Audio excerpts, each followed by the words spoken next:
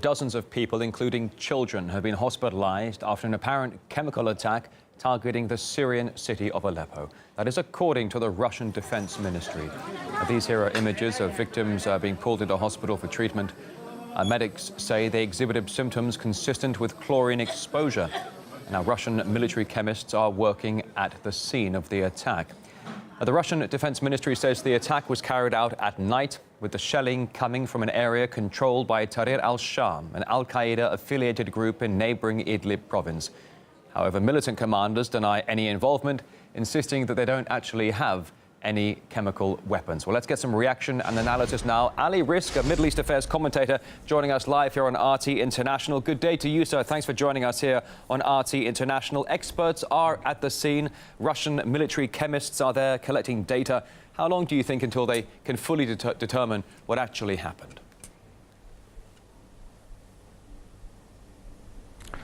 Well, I think that, the determination should be made very shortly. I don't think it will take too much time, especially because, this shelling, as we heard in your news item, came from an area which was controlled by Al-Qaeda and its allies. I did hear some information today as well that there were some French forces or special troops, call them what you want, which were present in the exact same location from where these missiles or these chemical toxins were launched. So that's also something to bear in mind. I'm not sure if that is true, but I have heard this news today, this morning. Generally speaking, I don't think, as I said, it's going to be very hard to uncover what happened.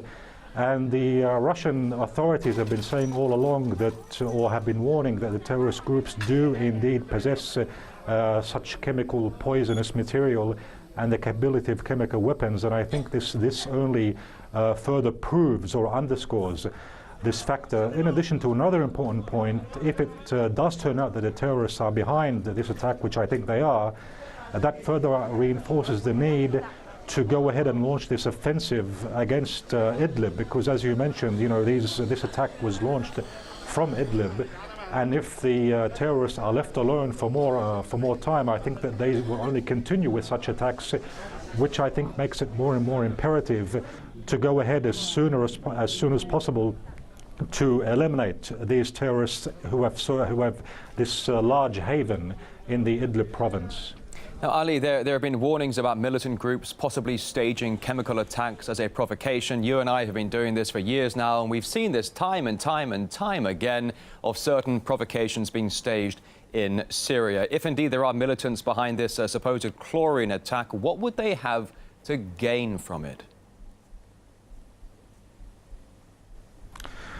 Well, one thing they would possibly gain, I think, is that they could say that, the Syrian war isn't over, that we, the terrorists, we're still alive. We can still carry out attacks.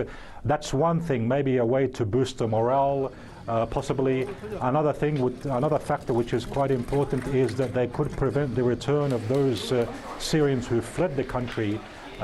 This could maybe be an attempt by the terrorists to prevent these people from returning, whether it be Syrians here in Lebanon, Turkey, Jordan, anywhere in the world, because we have seen a strong, return of those Syrian displaced who fled. They are currently returning to Syria. This particular attack as well could be, as I said, an intimidation to prevent them from returning. So there are a number of ways, I think, or a number of goals which the terrorists would be trying to achieve by launching such an attack. But, once again, I can't emphasize enough the necessity now of going ahead and getting rid of this safe haven which the terrorists still enjoy in Idlib, especially after this attack.